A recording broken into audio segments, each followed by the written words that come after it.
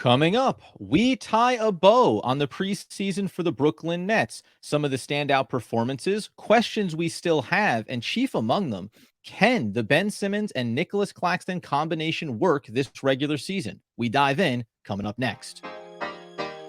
You are Locked On Nets, your daily Brooklyn Nets podcast. Part of the Locked On Podcast Network, your team every day.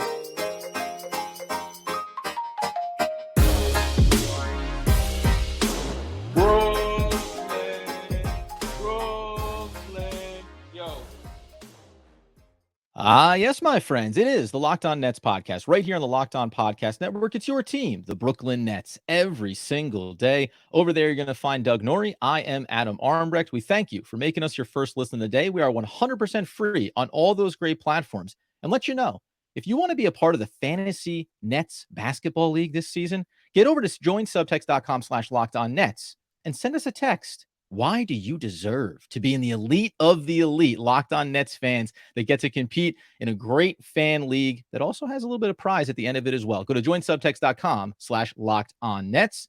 And Doug, the preseason is over. The sample sizes are in. And now we ask the questions about what we like, didn't like, and what we won't know until we get to the regular season. Ben Simmons, Nicholas Claxton, wouldn't you know it? It's a big narrative. Yeah, for sure. Plenty to like from this preseason, I think. For just on a high level, because we're going to talk Simmons Claxton here, but on a high level, you have to like what you saw out of Simmons just in the aggregate. Looked just way healthier. We've talked about this multiple times. The athleticism looks back. The burst looks back. Any of those concerns, I think for now are wiped away, right? And that was a concern. It was like, hey, it was just kind of gym videos and interviews leading up to preseason. So it's like never going to be. You're never going to fully know what the true story is until you get, 5-on-5 and real NBA action. So I think from that standpoint, you feel pretty good going into the season because, I think it wipes away the possible epic downside of the contract, which we were looking at. Yeah. At the same token, the bigger, now we start asking ourselves more macro questions like, is this combination of Simmons and Claxton going to work long-term in the starting lineup for this season? And I'm not sure that one we can have as much confidence in. Yeah, it's tricky. And we knew this was going to be a problem coming in. 2 non-shooters on the floor. Yes, the defensive value is high. Yes, out in transition can be very strong for this team. I think as you're going to hit the numbers here with those 2 players on the court this preseason so far, the one caveat that I'll put out at the front is he didn't have Cameron Johnson. And not having him in the starting lineup and using some Cam Thomas and what that can mean for the functionality, it has an impact. But that one player alone does not change what these 2 players in Claxton and Simmons don't do offensively and why it could be a potential issue early in the season, especially.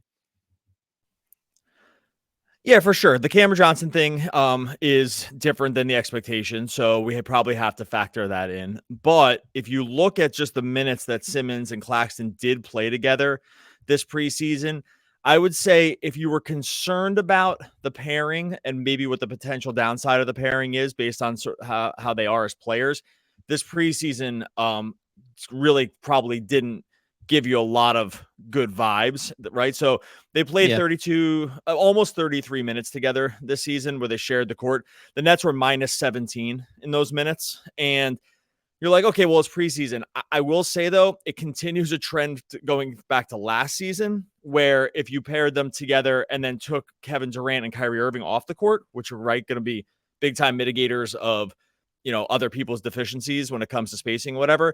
That was another 67 minutes where they had a minus 23 net rating. So like these guys have played 100 minutes together without elite, offensive talent around them. Mm-hmm. And the results have been like overwhelmingly negative. And so I think you have to be a little bit concerned about like sort of what that means in the short term and long term for the team. I think we were hoping to see the defensive stuff really get dialed up so hardcore that it maybe sort of just pushed aside some of what we already understood were going to be spacing concerns. But I don't know. Look, 100 minutes isn't a massive sample size, but it passes. It goes with what you believe to be along with the eye test around putting these 2 kind of players together and sort of the offensive problems that you might run into. And this preseason didn't solve a ton of those. Does that make sense? I that's where I land. I don't know. I hate the trend totally negative here, but I just like these are just the numbers. It's like kind of maybe obvious. And it's funny too, because some of the positives we'll get to that'll include maybe coaching and some of the new schemes that they're working, right? But you mentioned it there.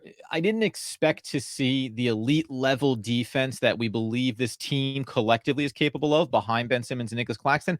I didn't expect to see that in the preseason or even early in the regular season. They got to build to that, right?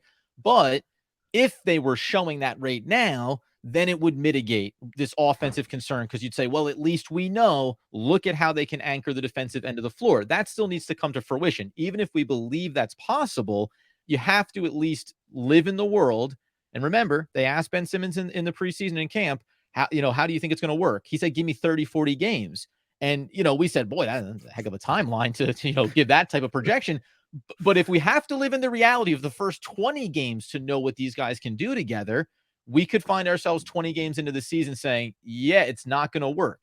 I would say, in terms of labeling this as we did a winning combination, maybe the upside here is, and we talked about this in the final preseason game with Miami, we got samples where Claxton was out there with 4 other players that weren't Ben Simmons, and it functioned well. So I don't think that the solve is going to be as difficult to find, but in the old, you want to have your 5 best players on the court to start your games, and that's your best chance to win. The Nets probably are going to have to go potentially against the grain on that trend, right? Because Claxton and Simmons are among the top 5 best players on this roster, but they don't necessarily function together. And the other thing too with that is just a reminder about these minutes. Also, it's like they really weren't. And we backed out. Okay, so we were like, okay, we'll back out Cam Johnson's minutes or we back out the Cam Johnson thing because he wasn't there. Hey, they played Philly with no Harden and Embiid. They just played. They just played the Heat with no Hero or Butler. So it wasn't like they were playing these full squad. I mean, I know the Lakers were a little bit more full squad, but that's where they got the least amount of minutes together. I think. Let me just look at that real quick. Yeah, they played. They had 15 minutes. And a point you're going to make is that they should be able to be dominating for sessions here, even if it, we should be saying, oh, can their positive combined rating on the court together carry over, knowing they didn't play full strength rosters in the preseason? All I'm saying is, if we're going to put the caveat about Cam Johnson in there not playing, we have to also throw the caveat about who didn't play in their opponents, right? And so that's all I mean by that. Is that, let's say, you can't use who didn't play when it only benefits you, right? In your argument. So, and I don't want this to be the case. Like, I want them to be good together. So it's not that. Like, believe me, like, no one wants this combination to work more than me. I hope that they start. And Jacques Vaugh did come out and say they weren't running, really specific sets in the preseason. It was like more just kind of shell stuff, just to kind of see what was working, what wasn't, maybe not to give away the full bag, things like that. So, okay, fine. Like, there's plenty of little asterisks that we can put next to all this stuff. All I'm saying is we have not yet gotten a sample that where this pairing works.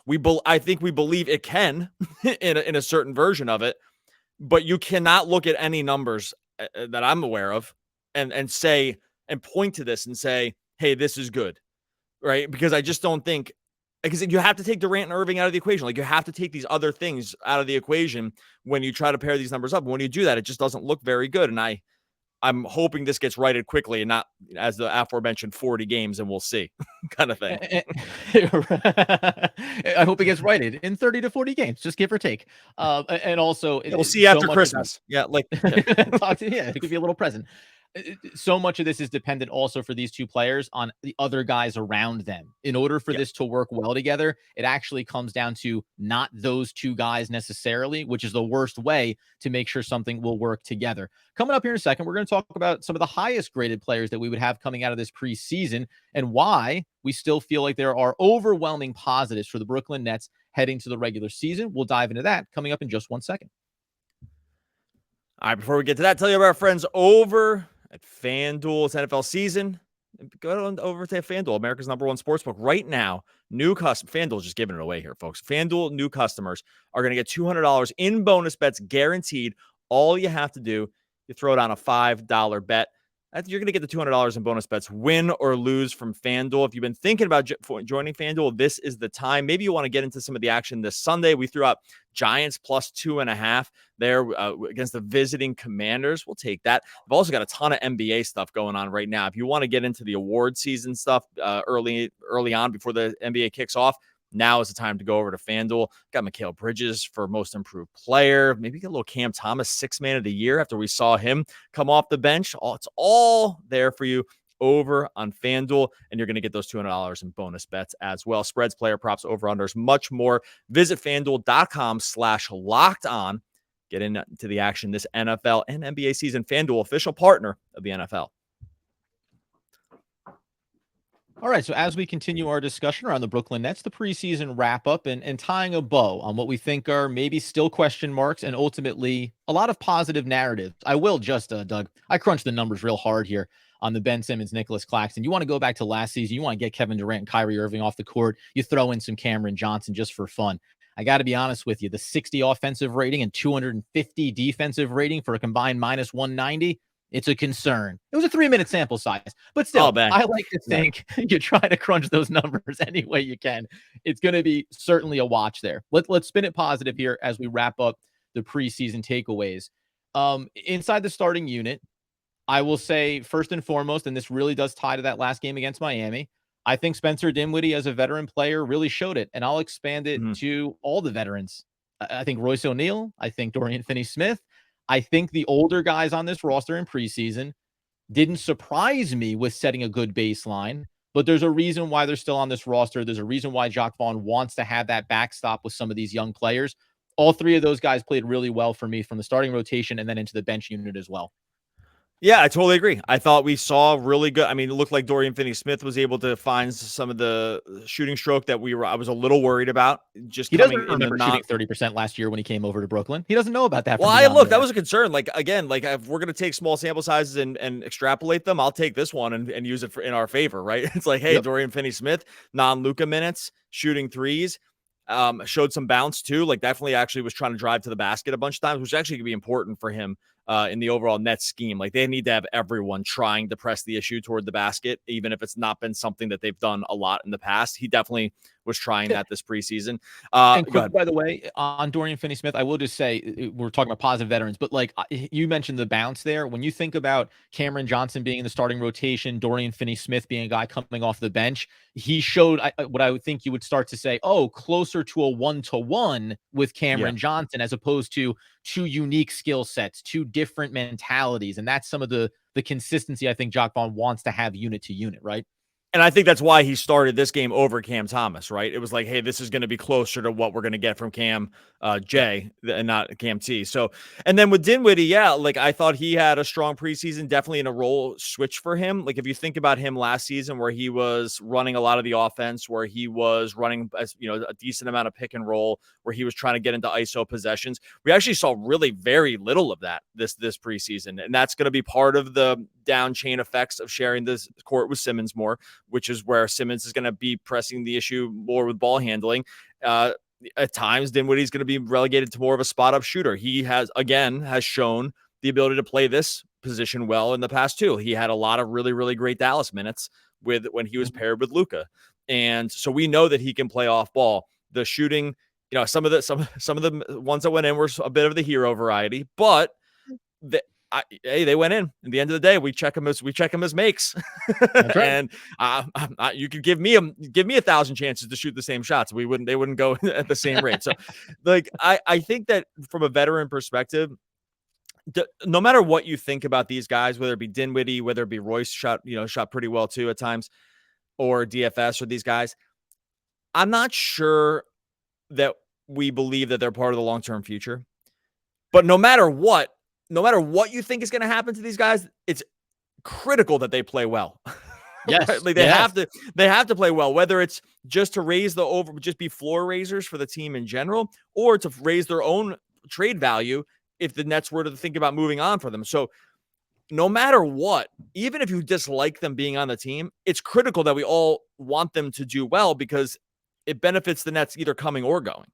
Yeah, this is the thought that I had coming out of that last game too, was specifically with Royce and DFS, where you go, yeah, we'd prefer the young guys. We prefer you're getting these samples. Sure. But to your point, but you know what you don't want though, is for Royce O'Neal and Dorian Finney-Smith to start losing their minutes and become guys that are kind of getting further towards the 10th position on the depth chart rather than the 6th and 7th and 8th spot, because then you think that their value went down from last year and into the offseason in terms of getting capital back. What are you getting for guys that you are now, potentially burying behind whoever it may be that ultimately ends up making this roster? So I think that's important to remember too, even if we disagree on them being here right now, they are here. So they need to play at a high level.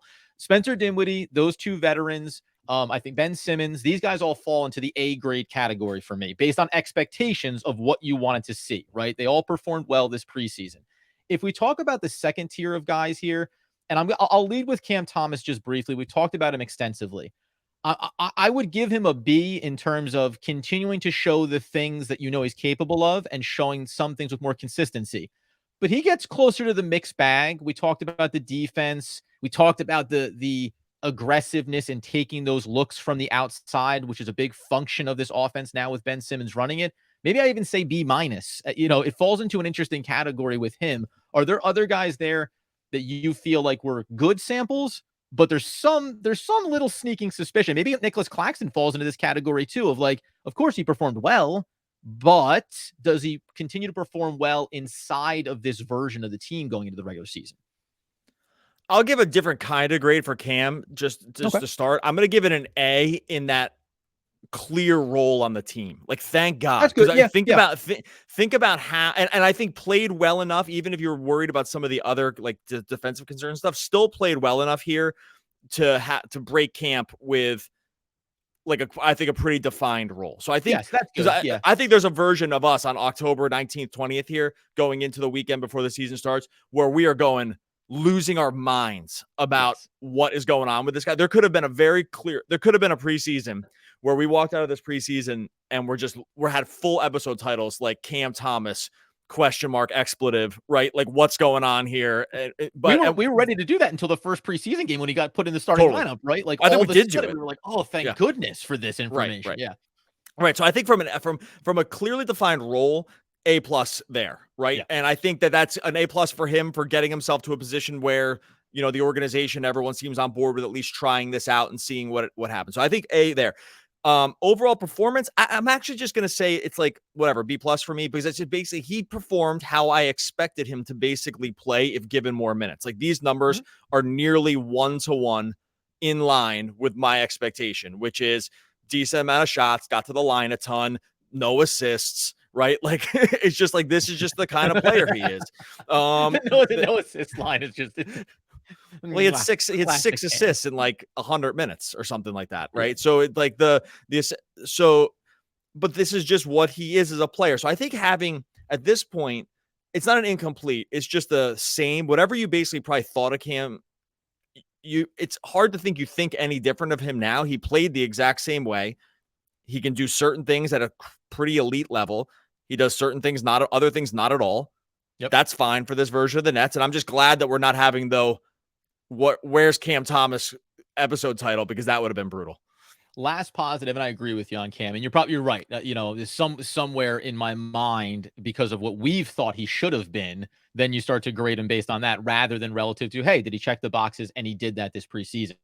My last positive before we talk about incompletes and curiosities going to the regular season, including what the final roster is going to look like, is Jacque Vaughn.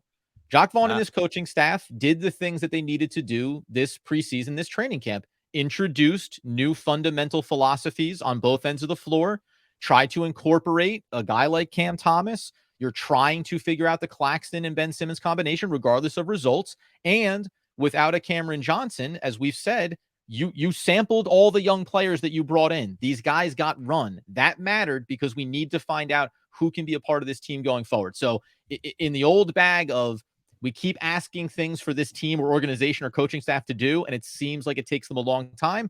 I thought the coaching staff executed camp the way we wanted them to, which is fundamentally smart, correct?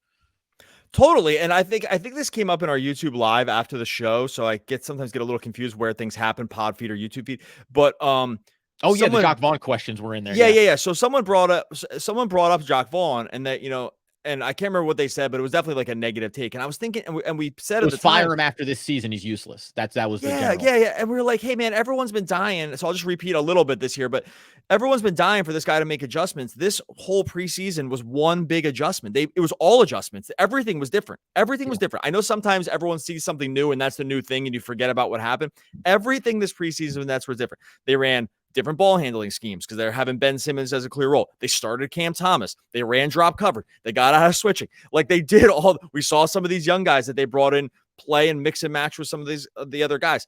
Like it was all different. And so if you are team no adjustments when it comes to the coach, you cannot walk out of the preseason and say there's been no adjustments. That's just wrong. Like you're telling on yourself. You're completely telling on yourself if you say that, because they did make a ton of adjustments. We just went through a bunch of them right here. The Cam thing alone, right? Like is an adjustment. So I don't know. You're really out yourself, I think, in terms of like not really getting it. If you're saying that he should be let go because he's not changing things, that's just simply not true.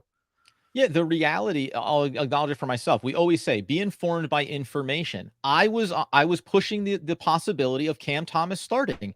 The rest of the preseason, including that Miami game, told me I was incorrect. Spencer Dinwiddie is deserving of that role. He functions better in that role right now, and Cam Thomas has his. I cannot die on a hill that I know is fraught with peril and is not reasonable to do, which seems like some of the things that people are saying around Jacques Vaugh if you were in that camp. Coming up here in a second, though. Incompletes. Who are the guys that are kind of still sitting in these murky waters and wondering who's going to make the roster ultimately to fill out the back end of this, and what will their roles be? We'll dive into those coming up next. All right, before we get to that, tell you about our friends over at Jase Medical, the JCASE. Look, the worst thing you can be, really in anything in life, but especially with your health, is be unprepared. Like we're living in a world where it's just things are changing by the minute. You got fires, hurricanes, supply chain issues, just stuff goes on that can impede your ability to get the things you need to stay healthy. JCASE has figured this out. It's a personalized medication kit. It comes with 5 essential antibiotics. Whether you're in the States or like us, like we've traveled a ton over the years, JCASE is perfect for this. Going to new countries, you don't know what kind of just care you can get in these places. Take your medical stuff with you. JCASE has figured this out. All you got to do is with JCASE, you fill out a simple online form. Sometimes you just jump on a quick call with one of their board certified physicians. You love to hear that. You get ongoing care from the physicians for any treatment related question. Jase has just figured out the way to make sure that you can feel good and safe and comforted with your health, with your family's health. And they made it very, very simple. Go to jasemedical.com and enter the code LOCKEDON. You're going to get $20 off discount when you check out on that order. That's promo code LOCKEDON at jasemedical.com. All right, so as we conclude our preseason wrap-up, did the Brooklyn Nets do enough? We think so. Is Jacques Vaughn okay to stay the head coach at least to the regular game number 1? Yeah, we can survive. I think he'll make it. Maybe the first week. We don't know. Maybe it's a Steve Nash scenario. Let's talk 10 games in. Bottom line is, when we think about the other part of this, and maybe we talked about Lonnie Walker coming out of that last preseason game. I don't think he's in the incomplete category in terms of expectations on an individual level. I don't think Day'Ron Sharpe is an incomplete on this level. But these guys fall into the good depth pieces, defined roles, and now carried over the regular season.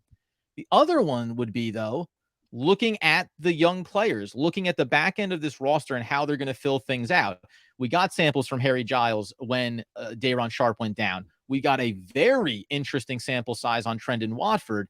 I am very curious because some of these guys did not play at all in the final preseason game. So there are questions here, 2-way contracts, full roster spots, all of that. Where do you stand on what expectations should be for how this roster fills itself out? Yeah, so we're recording, just as a point of note here, we're recording this Thursday afternoon. So the Nets have not made any final roster decisions. They did sign Kennedy Chandler. I think that was to a 2-way. So we're going to see how that goes. That was let out by PR earlier in the day. But and Patrick Gardner too. But there was the details of the contract were not put out there. But I think with these guys, I'm holding out hope that we see Watford. I was actually a little disappointed that he didn't play in this final preseason game because I think he actually showed enough and really just the kind of versatility that the Nets kind of desperately need. So we didn't see Watford. We didn't see Baisley. I'm not surprised we didn't see Giles. That one was kind of easy to call. Clowney, not surprised because I just think that he's probably just too far away at this point, and that's going to be a Long Island kind of thing. I think going forward, if we're just making predictions going into the weekend, I think we see Watford here, and I just wish he had played this last game. Like even like 5 minutes, right? And so the fact that Armani Brooks got in there for 9 minutes and Watford didn't, Jalen Wilson got in for 9 and Watford didn't play at all, I was like, ooh, interesting, right? I don't know. And I don't know if that signals anything, but it could. Like the Brooks over Watford thing for sure was a little bit of a head scratcher for me. And I could see a certain contingent of Nets fans, like if for some reason Watford didn't break with the team here, I think there's going to be a group that will lose their minds about this because I think they really liked what they saw from him. 100%. And you throw in Brooks, include him with Lonnie Walker. So now you're talking about 2 models of players, right? Perimeter shooting. We've talked about the Nets need this. So you can see the coaching staff saying, hey, we need to know we have these things. Now, Watford has some perimeter shot in his own right, but a very different model of player. The one thing on him, and I'm a huge fan of him, and I want him to be a part of this. I do wonder if internally, so 2 things. One, I actually wouldn't have hated if they had utilized him in the starting rotation last night. For the simple fact, not for the reason of you think he's going to be that in the regular season or have that kind of role, but because you know Dorian Finney-Smith is on this roster. You know what his role is. Now, again, if Cameron Johnson's injury is going to carry over, Dorian Finney-Smith is going to be the guy that inserts. But I would have liked to seen a heavy sample size with some of these starting players, i.e., is this guy capable of being a contributor throughout the rotations as you go into the regular season? But the reality is, painfully so maybe for Nets fans, is twofold. Jalen Wilson did get into this game, and he is the older draft pick that has a 2-way contract. He fits into that type of positional role, more at the 4, not going to go small ball kind of lineup maybe that you would with Watford. And additionally, we got very positive reports, at least speculatively, on where Dariq Whitehead is going to be.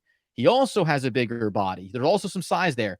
I do wonder if the organization has this idea around some of the other players' draft picks and what their expectations are in this season, and not wanting to maybe oversaturate with someone ahead of them in the pecking order and sacrifice what they think their agenda is. I can very quickly disagree with that because Watford's ready now, and he's playing now, and he looks good now. But that would be my logic of we need perimeter shooting, very specific, right? Like spot up shooters, catch and shoot guys, maybe some penetration, getting at the lane as we saw Lonnie Walker do, get at the basket a bit. And you're going to get a logjam scenario here, but it's going to be curious, man. I'm going to be a part of the contingent that's very upset if Watford doesn't make this roster. I don't think I don't think he would have ever played over like Lonnie Walker, for instance. I think that one wouldn't have been that one. And I thought Walker's 25 minutes here were really encouraging, and he played all. We went through the plus minus with him. He was like plus of infinity for something like that for the preseason. He was really, really good. So I don't think that it's that one. It was more like the Brooks piece at the end and Jalen Wilson. And now I get with the Jalen Wilson thing, the draft pick. And so I kind of get I get it on some level, but it was just, and again, maybe this is just reading too much into it, but maybe we'll save this because we'll just know some set roster stuff after through the weekend and we can make final decisions on it. This is just to lob in one more time that we were very pro Watford's play, right? Yeah. So I think that they already know, right? Let's go positive. Maybe they already feel very good about what Watford showed them and there's no concern about it. And that's why you're seeing a little Armani Brooks, and that's why you're seeing some Jalen Wilson just for the sake of it, right? Like maybe they're a little more defined in expectations than we thought. Other than that, though, anything else? Because we have been very pro Watford, and we want to let you know that we are. Anything else incomplete wise that you look at it and say this is still a question mark coming out of this season? Actually, sorry, I know what we need to say. Cameron Johnson didn't play in the preseason. The incomplete here is his health right now. He is a guy that at least has some health concerns season over season. This is supposed to be not a big deal, not going to be lingering. They're probably just being precautious. But if that is anything that sustains going to the regular season, that's a can of worms that opens up very quickly because he's critical to this team being successful on both ends of the floor. Yeah, I think they thought he was going to be ramped up on Sunday, so we'll wait to get final word about that one. Although, again, the timeline's still a little bit off from what they originally hoped for. Throwing DSJ in there, turn the ankle early, that's a good one too, yeah. And we didn't see too much of him. So definitely some incompletes that will start. And you're never going to get a full scope of what the team is going to be. And I think that we knew that this Nets team was going to be a work in progress for most of the season because that's just the sort of roster that they walked into the year with. And we could see a very different kind of team by the end of the year than now. So there are some incompletes, nothing that has me too high or too low coming out of it, but I do wish Cameron Johnson had played. That's not his fault. He's just hurt, but he's just such a critical piece for what they just kind of need in terms of floor spacing. And we were all hoping to see him sort of make a little mini leap after getting the contract. So I'm excited for him to be back on the court, because I think that will give a more complete version of what the Nets want to be, but have to wait for the season for that one. Yeah, that's it for me, man. A reminder that obviously, as we get all these final conclusions next week, we're going to dive in on our season predictions, who are going to be the most improved players for the Brooklyn Nets, record predictions, final outcome in the playoffs, assuming that Doug and I agree they're both making the, of course they're going to make the playoffs, and then maybe some sleeper performers on this roster as we work our way through. So that's the big, exciting, momentous regular season kickoff episode on Monday. All right. In the meantime, make sure or a couple different things. One, join subtext.com/lockedonnets. Get in on the conversation with Adam and I every single day, talking Nets, insider stuff, our thoughts on the team, our stats that we're just pulling out, just talking about the season coming up, and get in on the fantasy action too, the Locked On Nets fantasy action. That's going to be rolling through Subtext. Join subtext.com/lockedonnets. No quote today. I'm too dialed in. I'm too dialed in on the Nets regular season. I'm being excited for this new version of the team and getting ready to kick off what should be an amazing run for your Brooklyn Nets. Oh, Adam Armbrecht, one of the all-time great poets. We'll be back again tomorrow talking more Brooklyn Nets basketball. Basketball.